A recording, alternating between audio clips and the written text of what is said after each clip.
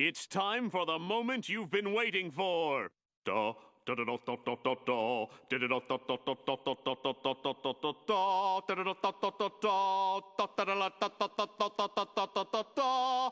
Da, da, da, da, da, da, da, da. Tsh, da, da, da, da, da, da, da, da, da, da, da, da.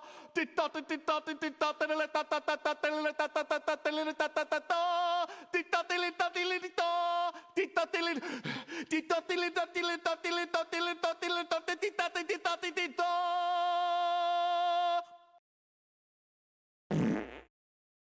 A 9.3 out of 10, and second place on my top 10 favorite games of all time, after Sonic 06. Let's discuss.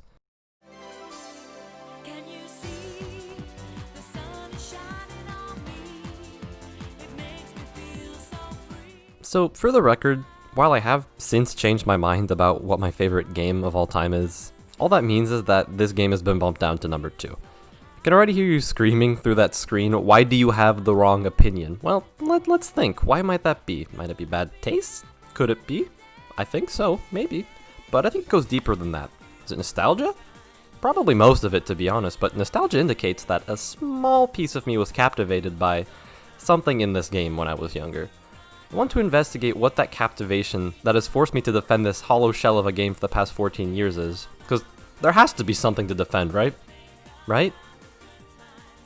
Wait, did I say 14 years?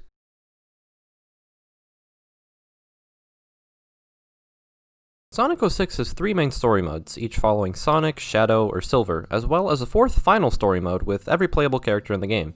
Except Blaze, because she died. But it was all a dream. She was in the Olympic Games every other year. She's doing fine, don't worry about it. Notice I didn't say spoiler warning. I know you don't care. This is the 3rd time I've written the script for this video. I've learned a thing or two about what is and isn't necessary to say to my audience. Moving on, each main character, as well as their accompanying characters, all have very distinct gameplay styles that make traversing the same location multiple times quite interesting. Sonic's gameplay is based on going fast, I know, who'da thunk. Shadow's gameplay is more vehicle and combat oriented, and Silver's got his whole psychokinesis shtick that he can use to make things float, including himself. Each of these characters play quite differently from one another, allowing for all kinds of different paces of gameplay to be enjoyed. Variety is further provided by the accompanying characters in each story, who add a fun twist to the norm whenever they occasionally pop up. And Knuckles. Maybe it's just me, but I've always felt he was very clunky to maneuver. You have to like do.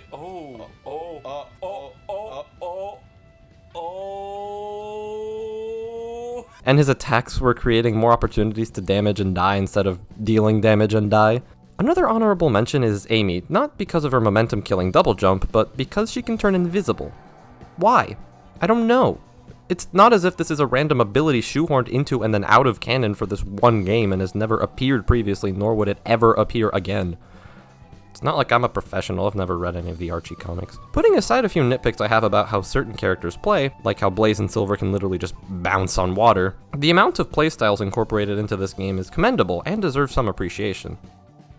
Well, okay, Gabe, it's a platformer, how does it control? It could be better. I mean, the best I can say is it handles 3D movement better than Force's.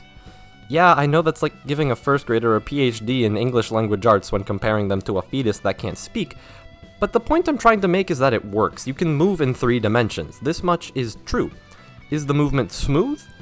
The adventure games did a pretty good job of it, so you'd imagine that this game, which is almost a spiritual successor to them, would improve on them, right? Right? Of course not. You came to this video knowing the game was poorly made, and if you didn't, look, this is normal.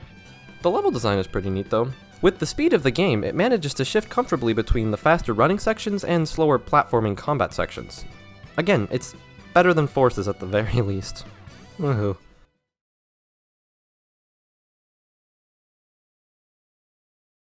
Meh.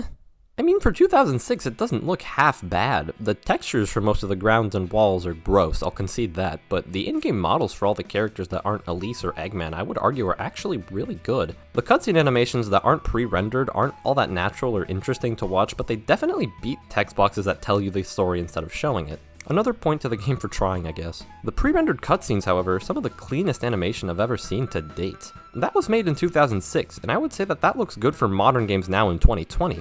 Look at this! Look at the colors, look at the action, look at the expressiveness, look at the lighting, it's all so beautiful. These cutscenes add so much life to an otherwise visually deceased game. These cutscenes earn the game another 10 points by themselves.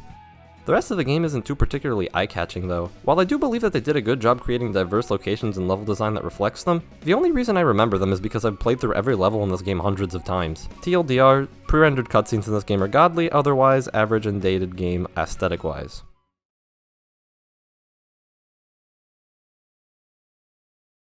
Well, it has one. I remember being in the 5th grade and actually piecing together the plot of this game, and I was so proud of myself because at the time I thought no one else had been able to do it. In my defense, they had involved time travel and that almost never works. There's a lot of holes that I just don't want to go into right now, mostly because I don't understand them myself, but I do want to quickly touch on the plot of the game. Sonic's story involves not Princess Peach getting taken to another castle and then him repeatedly rescuing her and letting her get kidnapped again until the game runs out of levels to throw at you. Silver's coming-of-age story involves him being a gullible little boy and being manipulated until he realizes what's right and completes the one goal he set out to do at the beginning of the game, which was killing the big fireman. And Blaze dies, but again, it doesn't matter, I'll get to why in a bit. Shadow's story involves Shadow fighting Shadow's shadow, who takes the form of his shadow without a mouth and color and then becomes purple, still lacking a mouth. Mephiles genuinely scared me when I was younger, and even with a new perspective as I'm older, I can still see why. He's not only physically creepy, but the way he moves and interacts and manipulates others is the most menacing a Sonic villain has ever been. While I wouldn't want them to bring Mephiles back necessarily, I think he's an interesting villain character, and Sonic Team should look to him if they ever want to make a more plot-driven game like this. Again, the story isn't deserving of an award or anything, but I like how it pushes this game forward. Oh wait, I forgot to talk about the end.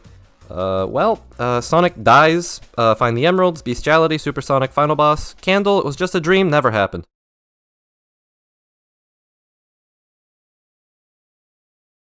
Okay, we finally reached the point where I don't have to be on the defensive, because this game is the best example of the game doesn't matter, the music is fire. Speaking of fire, the best example of the stellar OST in this game, in my opinion, is Crisis City, a modern metropolis gone down in flames, one of 2 levels set in a destroyed future.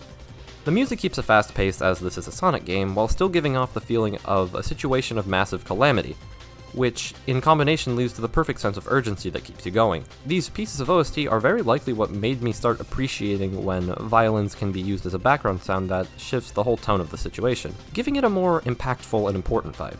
Each of the 4 pieces of OST for Crisis City do this, each having a little spin of their own, such as saxophone used to a similar effect as the violin, though not conveying as much gravitas and keeping an overall lighter tone. All in all, the OST along with the concept of the city in flames created one of the most iconic levels in any Sonic game.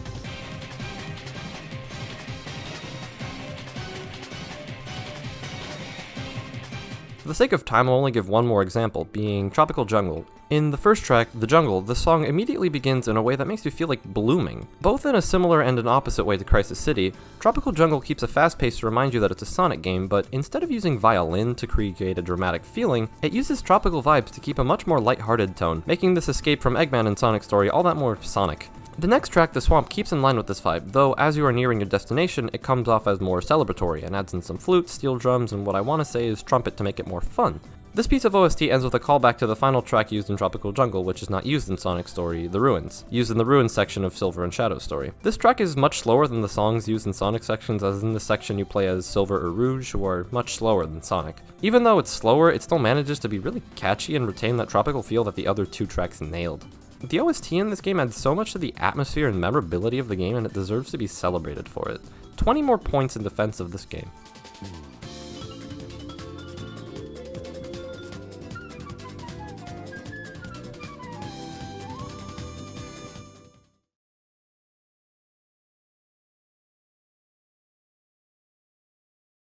Okay, so the score was still 2006 to 3.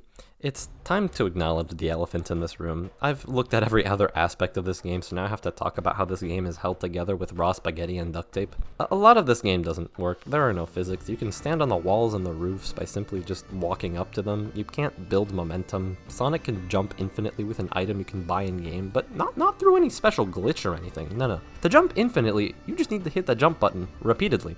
Almost every character has an easy way of getting out of bounds. Standing on sidewalks is a sin. It's a disaster, I know. But in a way, all this random garbage that wasn't intentional gives the player an opportunity to make their own fun. Like I mentioned earlier, Silver and Blaze can bounce on water instead of just falling in like you normally should. This gives them an interesting level of mobility that wasn't even intentional. So many mistakes and oversights made in this game allow you to have fun in ways that you wouldn't expect. And while commending something for being broken is not usually the most intellectual thing to do, I think it's warranted this time. It's one thing to be broken and boring, but this game is so broken it becomes a new source of entertainment all its own.